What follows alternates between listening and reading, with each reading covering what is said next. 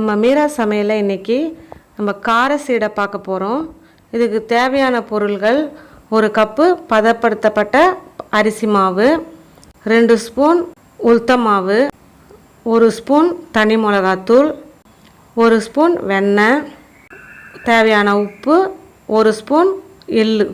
அது வெள்ளை எல்லாம் இருக்கலாம், இல்லை கருப்பு எல்லாவும் இருக்கலாம். ஒரு பாத்திரத்தில் அரிசி மாவை போட்டுக்கோங்க, உப்பை போட்டுக்கோங்க,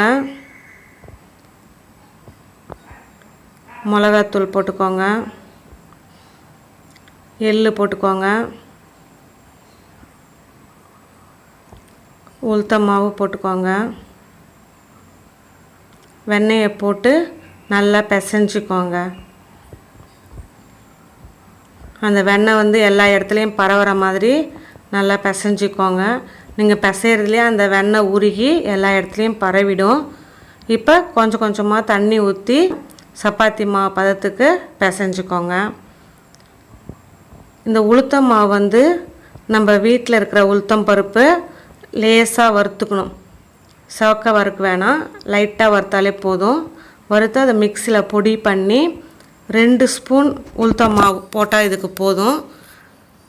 அதுக்கடுத்தது அந்த பச்சரிசி மாவு, நம்ம பச்சரிசி மாவை வறுத்துக்கணும். அதுதான் பதப்படுத்தப்பட்ட அரிசி மாவு.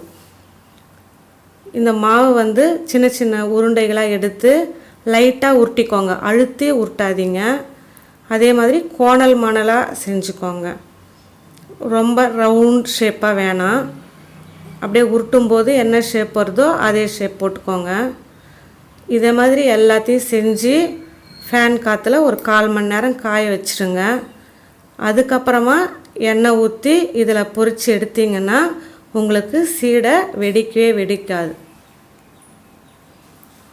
எண்ணெய் காஞ்ச உடனே இந்த மாதிரி நிறைய கூட சீடையை போட்டுக்கலாம். முதல்ல போட்ட உடனே எண்ணெய் எப்படி பொங்குது பாருங்கள். அதுக்கடுத்து 1 நிமிஷம் இருந்துட்டு அதை கலந்து விடுங்க. எண்ணெய் நல்லா காஞ்சி இருக்கணும். அந்த பொங்கிறது கொஞ்சம் கொஞ்சமாக அடங்குது பாருங்கள். அந்த இப்போ சத்தம் மட்டும் இருக்கும்.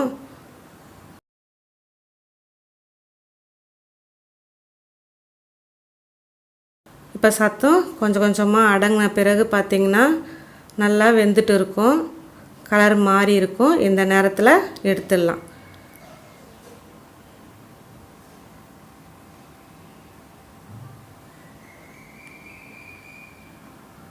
அவ்வளோதான், நம்ம கார சீடையானது ரெடி ஆயிடுச்சு.